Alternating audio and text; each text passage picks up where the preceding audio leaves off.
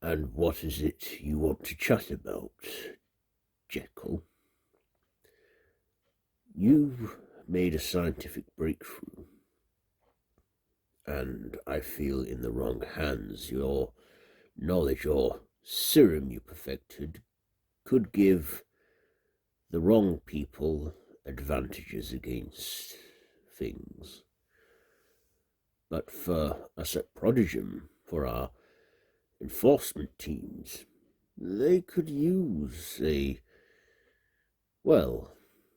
methods like this, but it would be nice to have a reverse for it.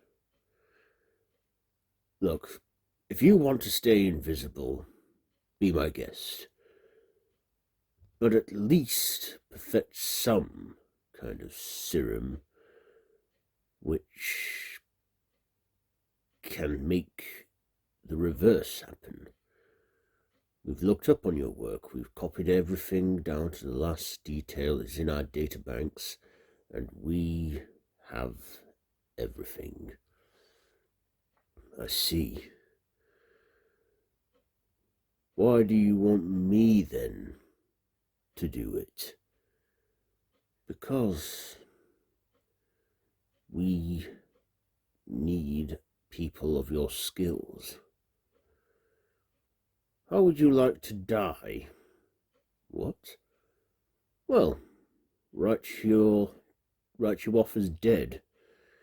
We can stage your death and just put it down to a suicide or something. Then you can enjoy death and work here for us at Prodigium. Like I say, we could use a man of your scientific know-how. What is of my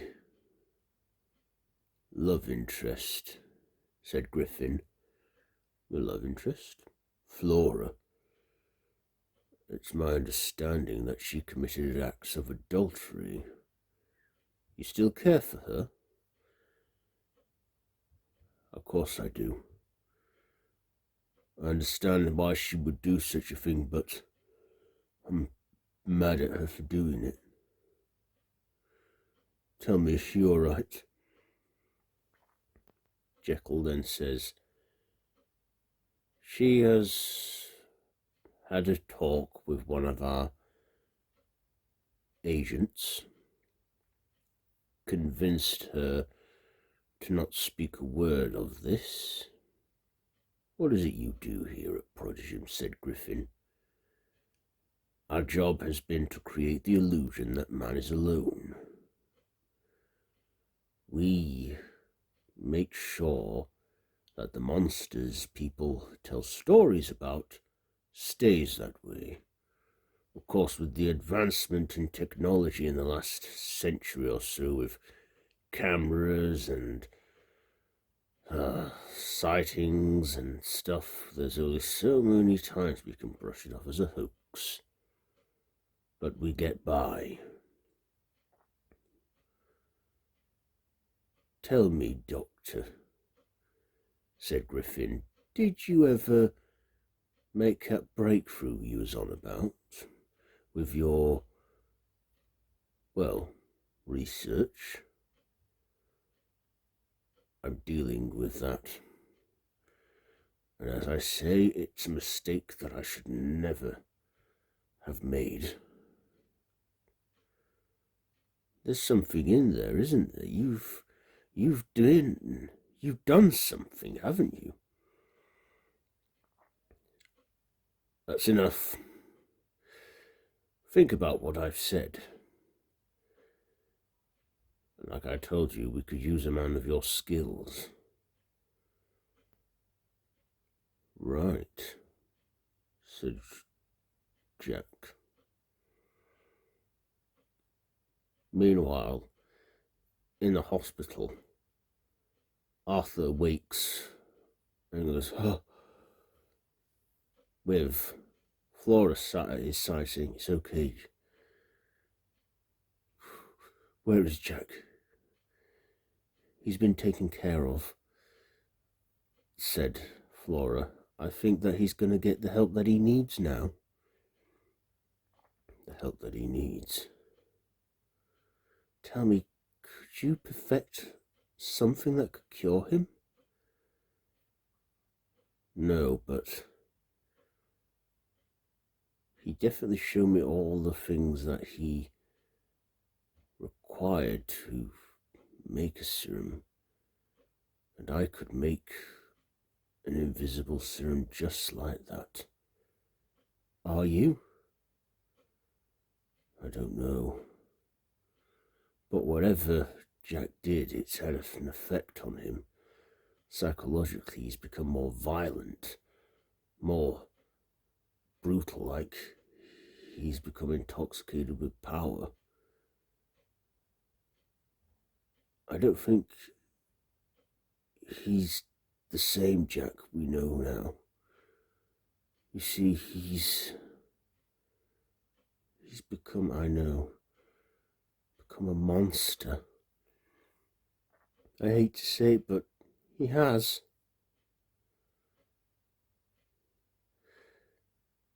Meanwhile, in Jekyll's office, he takes an injection repressing his dark urges.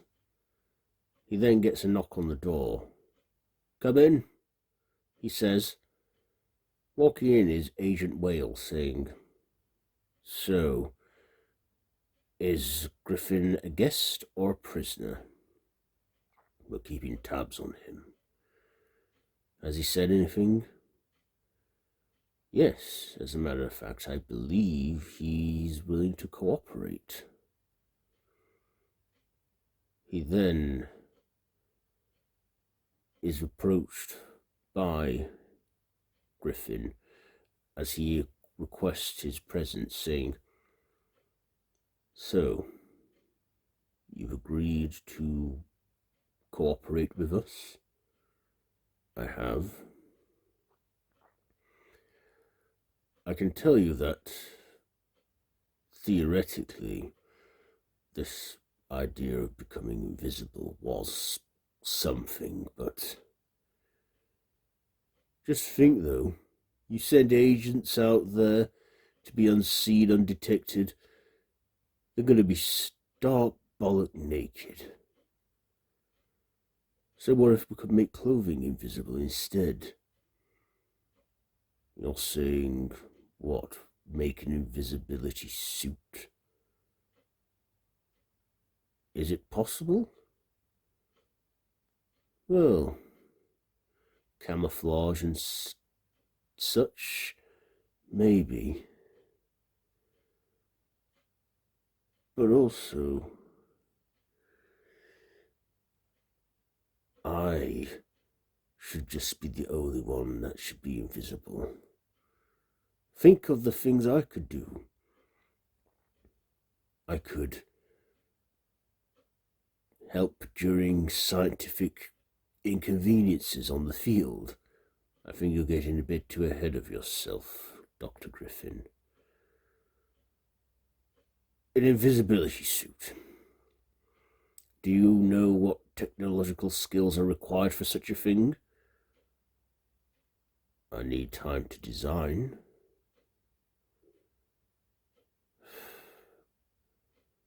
"Very well. We shall grant you that, and you can make a prototype. Are you sure you don't want to cure yourself? This is my life now. I am the Invisible Man." Wouldn't it be nice to still be visible and seen? I guess so, but why mess with this perfection? It definitely has had a psychological effect on you, this invisibility serum. I think you better return to your quarters. What do you mean, that cell? Just until we can know for sure that you're trustworthy. Maybe give you a psychiatric evaluation, help you with your temperament. Very well, said Griffin. Oh, by the way, fake me a death. Best that everyone who knows me and authorities think that I am dead so they can call off this search. I shall definitely set something up for that.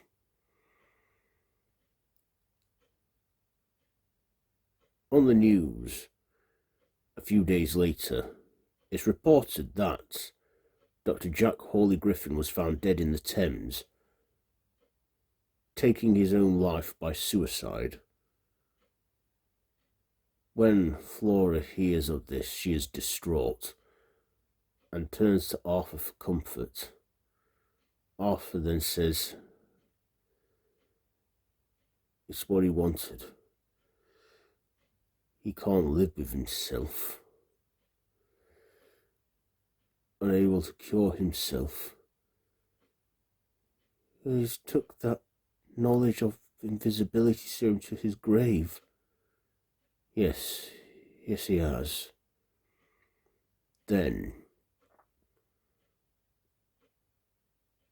Flora and Arthur are then taken to identify the body, confirming that it is Griffin, saying, how is he? It seems he was found washed up and naked. I don't know what was going on with him, but I guess he took the coward's way out in the end.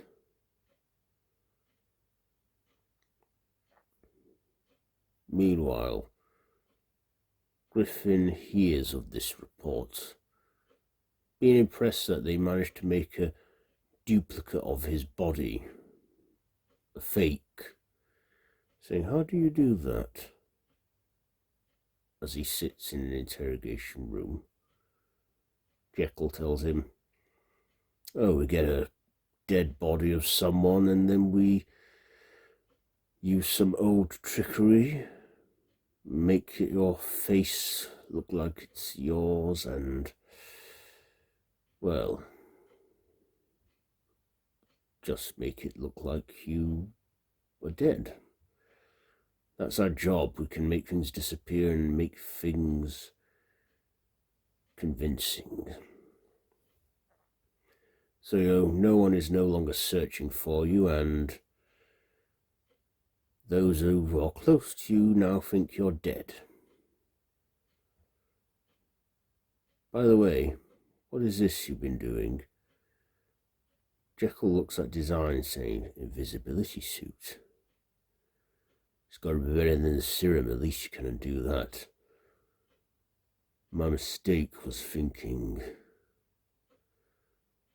that maybe a man should be physically invisible, but now I see that maybe wearable technology. But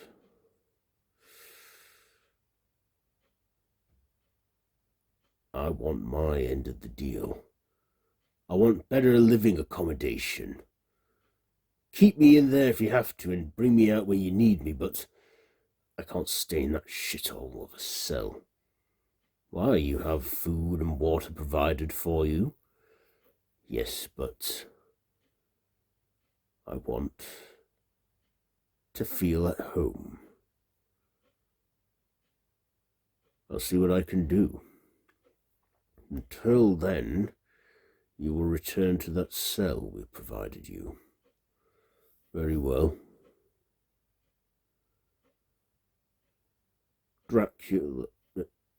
Griffin then is taken back to his cell, where he sits in boredom, but then hears someone in a cell next to him talking, saying, "So what are you away for? And what kind of monster are you?" "What? You're a monster, yes, like me? Imprisoned? Imprisoned for just being a creature of your natural urges and instinct? I don't know who the fuck you are, but I'm just the Invisible Man." "An invisible man? So what, you can do this willingly, or are you permanently invisible? What's it to you? Tell me, is your blood invisible?" "Only when it's pumping through me, but when it's dead, exposed blood, it'll become visible again." "Ah, blood. All they've been giving me here is human blood, but it's not the same. It's not fresh from the kill." "Wait, are you saying you are one of those?" "Yes, a vampire. I am Dracula. And when I get out of here, and I will, I could use some monsters to help me. I'll make sure you get a good deal out of it." "What?" As Griffin seems confused. Meanwhile, back at Kemp's house, he and Flora burn all the records that they've made of Griffin's progress. And then Flora tells Arthur that she's going to bed, kissing her good night. Arthur telling her he will be up shortly. Then, as she goes upstairs, Arthur then opens a hidden compartment in his house, a small little laboratory, where he has kept Griffin's notes, copies of them, and believes he's come close to perfecting a serum of his own that could make him invisible. Thinking about using the serum, testing it on himself, thinking, would he go mad? Would he change?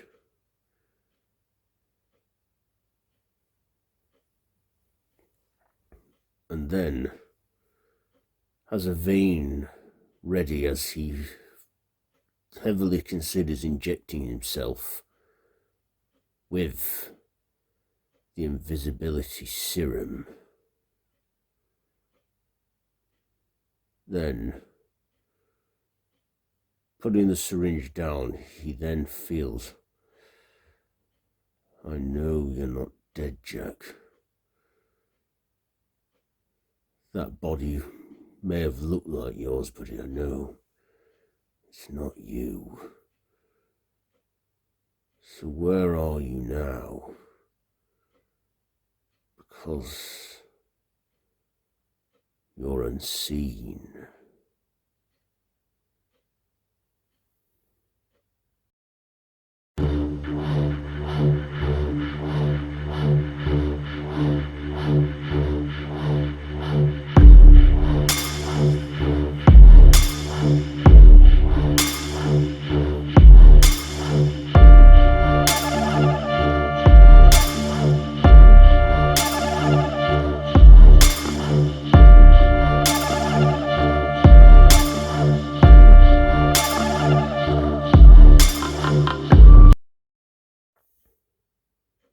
In a woodlands, as it starts to get dark, a man, walking on his own in the woods,